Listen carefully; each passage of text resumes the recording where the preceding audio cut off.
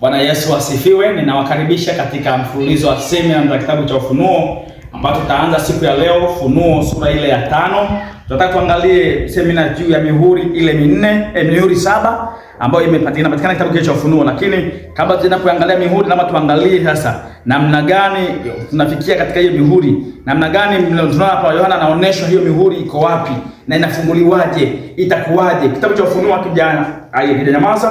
Kuanzia kitabu cha Ufunuo sura ya 4 mstari wa kwanza, Biblia inasema maneno haya: baada ya hayo naliona, tazama, mlango ukafunguliwa mbinguni, na sauti ile ya kwanza niliyoisikia kama sauti ya baragumu ikinena nami ikisema, panda hata huku, nami nitakuonesha mambo ambayo hayana budi kuwako baada ya hayo.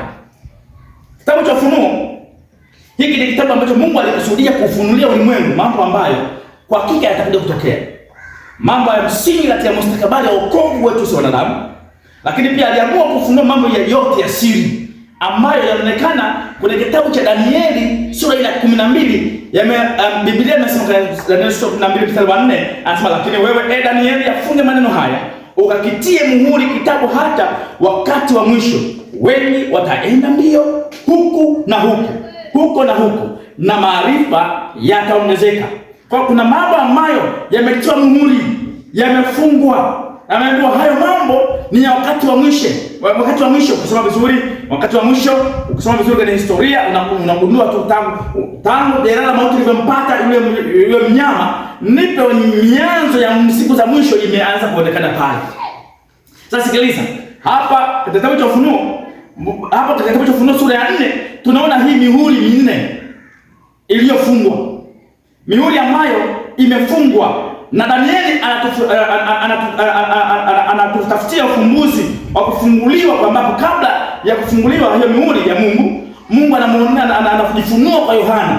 Anajifunua kwa Yohana kwamba Mungu ameketi katika chumba chake cha enzi. Na maana akasema vinamuona, na mara kwenye Ufunuo sura ya 4 mstari wa 2 na 3 anasema, na mara nalikuwa katika roho, na tazama, kiti cha enzi kimewekwa mbinguni, na mmoja ameketi katika kile kiti, na yeye aliyeketi alionekana mithili ya jiwe la yaspi na akiki, na upinde wa mvua ulikizunguka kile kiti cha enzi, ukionekana mithili ya nini? Ya zumaridi. Hivi ni na ukiendelea kusoma pale inabidi kuonesha pia habari ya viti 24, anabidi kuonesha habari ya wazee 24, anabidi kuonesha habari ya wenye uhai 4 ambao hao wameelezwa kwa namna kubwa ndani ya kitabu cha Ufunuo sura hii ya 4. Bwana Yesu asifiwe sana. Ndio maana akasema Ufunuo sura ya 4 mstari wa 4, na viti 24 vilikizunguka kile kiti cha enzi, na juu ya vile viti naliwaona wazee 24 wameketi, wamevikwa mavazi meupe, na juu ya vichwa walikuwa na taji ya dhahabu. Na katika kile kiti cha enzi kunatoka umeme na sauti na ngurumo, na taa 7 za moto ziliwaka mbele ya kile kiti cha enzi. Ndizo roho 7 za Mungu. Taa 7 ambazo zinawaka kama nini? Kama anasema roho hizi taa 7 zinazowaka kama moto.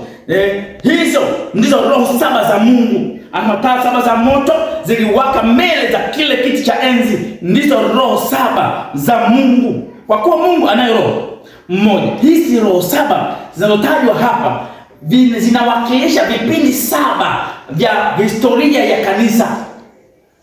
Yohana alionyeshwa mandhari ya ajabu ya mbinguni, wakiwemo wazee 24, wakiwepo wazee 24 wakiwa wamekizunguka kile kiti cha enzi cha Mungu. Lakini sio hivyo tu, mstari wa 6 anaonyeshwa pia wale wenye uhai 4 wakiwa nao bado wamezunguka 4-6 pale. Anasema, na mbele ya kile kiti cha enzi kulikuwa na mfano wa bahari ya kioo kama bahari kama bilauri, na katikati ya kile kiti cha enzi na pande zote za kile kiti cha enzi walikuwepo wenye uhai 4 wamejaa macho mbele na nyuma. Hapa kuna wenye uhai 4 ambao Biblia inasema wamejaa macho mbele na nyuma. Hapa bado kuna wenye uhai, kuna wazee 24 na viti vyao 24. Swali linaweza kaulizwa, hawa wenye uhai 4 ni akina nani? Maana kusoma kwenye Isaya pia anaonyesha watu wanamna hiyo. Sasa hapa tunapata maelekezo ya kusajabisha kabisa kwenye hapa kuna wenye uhai 4 wanaonekana kuwa ni wenye sura tofauti kabisa. Nabii Isaya pia anatupatia maelezo yanayotusaidia kuwajua hawa wenye uhai wanne na kina nani, kwamba hawa ni viumbe hawa ni viumbe wa ajabu. Isaya sura 6 mstari wa 1 na 2, katika mwaka ule aliokufa Uzia, na alimwona Bwana ameketi katika kiti cha enzi kilicho juu sana na kuinuliwa sana, na pindo za vazi lake zilijaza hekalu. Juu yake walisimama maserafi, kila mmoja alikuwa na mabawa 6. Kwa mawili alifunika uso, na kwa mawili alifunika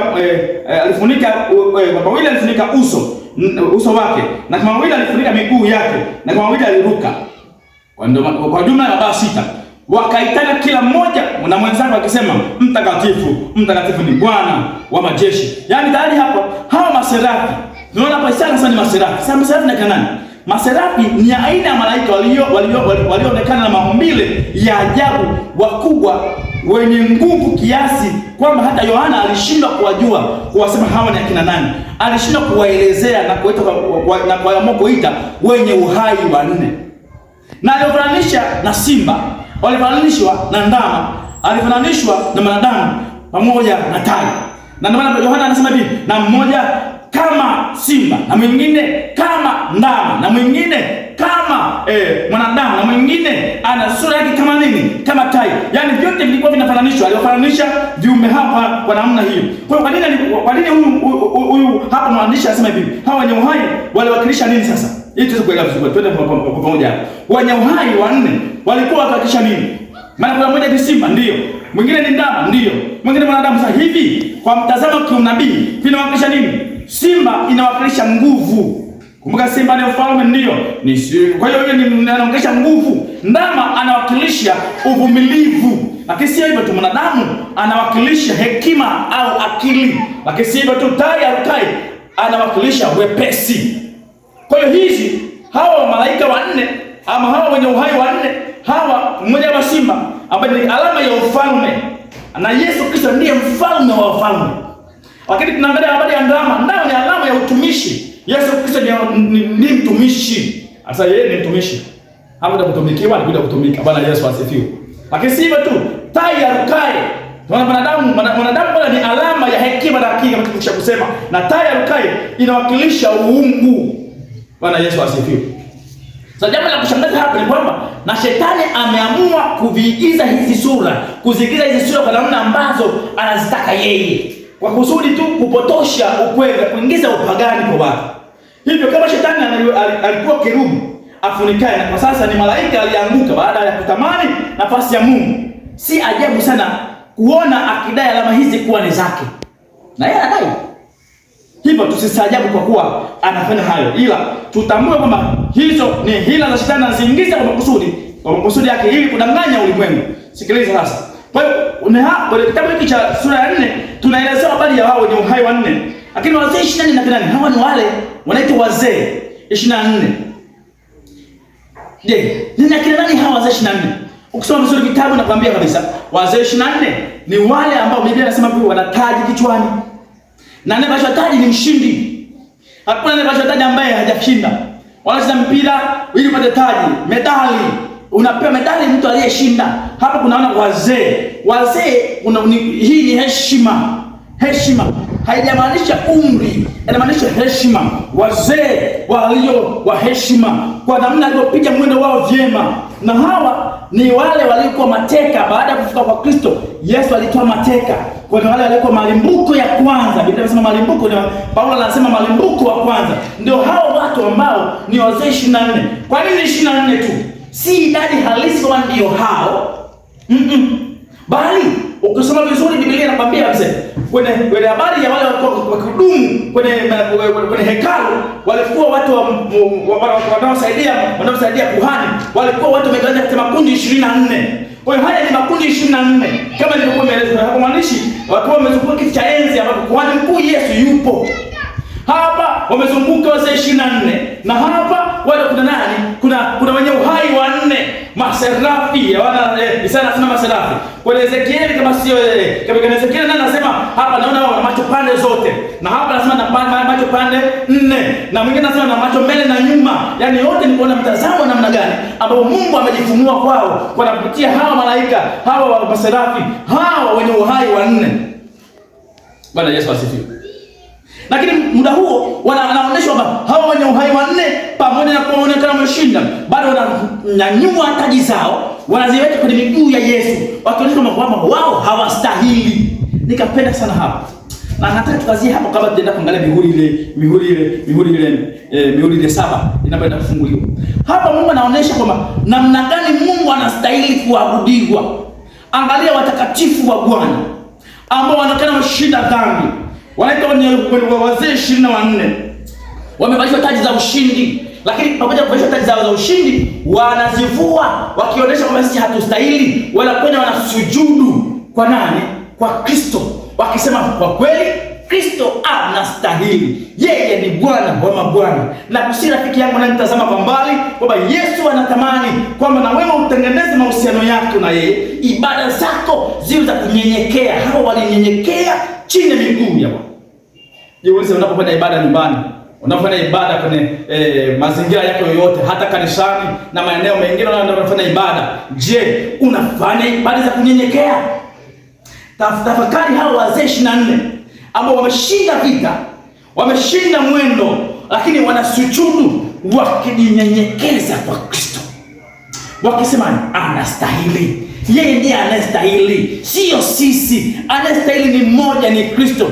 Acha kulitwalia utukufu rafiki yangu, kwa kuwa wewe ni mhubiri mzuri, kwa kuwa wewe ni mwimbaji mzuri, kwa kuwa wewe una pesa nyingi, kwa kuwa wewe una gari, kwa kuwa wewe una vitu fulani unavimilikishi, umevimiliki, unasema yes, mimi ni bora. Si wewe, yuko anayestahili, ni Mungu. Jambo la kufanya rafiki yangu, tengeneza mahusiano yako na Yesu. Tengeneza mahusiano yako. Tengeneza mahusiano yako. Maana Yesu anatukumbusha kwamba yeye ndiye anayestahili. Kwa jinsi tu ulivyo, ni kwa sababu yeye ndiye anayestahili sifa. Maana amekuumba kwa jinsi hiyo. Usitwae utukufu. Umeshinda mtihani fulani, machangamoto fulani umezipita, umezishinda, si wewe, ni Mungu amekuwezesha. Kwa hiyo yeye anastahili. Na ndio maana wale wazee 24 nasema anastahili, maana isingekuwa kafara ya Kristo wasingestahilishwa kuwa washindi. Neema ilitawala, neema ilishinda mauti. Na kwa sababu wao wazee 24 walitengeneza mahusiano yao vizuri na Mungu, na ndio maana sasa wanakuwa miongoni mwa malimbuko ya kwanza waliotwaliwa baada ya Kristo kufanyaje? Baada ya Kristo kufufuka. Sasa nikuuliza rafiki yangu, mahusiano yako wewe na Mungu yako, ibada tu kwenye ibada za kawaida za kanisani, unachache wakati wa ibada. Nashangaa kuwaona washiriki wananong'ona wakati wa ibada. Wakati wa kunyenyekeza mioyo wao wanazungumza. Wakati wa kumsikiza Mungu anataka kusema nini, wao wanachati. Wakati wa kusikiza Mungu ana ujumbe gani kwao, wao wanasinzia. Negusia rafiki yangu, tengeneza mahusiano yako na Yesu. Tengeneza. Ujumbe huu wa hawa wazee 24 umenigusa kwamba hata mimi naweza kushinda. Ni wanadamu walioshinda mwendo. Hata wewe ukitembea katika barabara ya Kristo ukashinda mwendo, Yesu anaweza kufanyia ushindi. Anaweza kufanya kuwa mshindi, na ukapata taji ya ushindi, na ukienda kuishi mbinguni na Kristo, na hatimaye kuna nchi ile ya ahadi. Yesu anatamani na wewe utengeneze mahusiano yako. Ujumbe huu tunakwenda kwa ajili ya kwenda kuangalia mihuri 7. Mwana mbinguni kufunguka. Anaonekana Mungu mwenyewe ameketi kwenye kiti cha enzi. Anayeketi kwenye kiti cha enzi ni hakimu. Nikusida tutakusida rafiki yangu. Kuna wakati utafika hakimu ataketi kwenye kiti chake cha enzi kwa ajili yako, ili kusomewa namna ambavyo nimeishi, nimeenenda katika dunia hii. Na kusisi rafiki yangu, tengeneza mahusiano yako. Wakati hakimu akiwa ameketi kwenye kiti cha enzi, aseme vema mtu mwema, ulikuwa mwaminifu kwa machache, ama kwa haya mengi ingia kwenye raha yangu. Mungu anatamani kutengeneza mahusiano yako na yeye. Ili wakati aketi kwenye kiti cha enzi, aseme vema mtu wangu, vema. Lakini si hivyo tu. Akaona wazee 24. Akaona habari ya wenye uhai wanne, na wote hao wanaendelea kuleta utukufu katika kile kiti.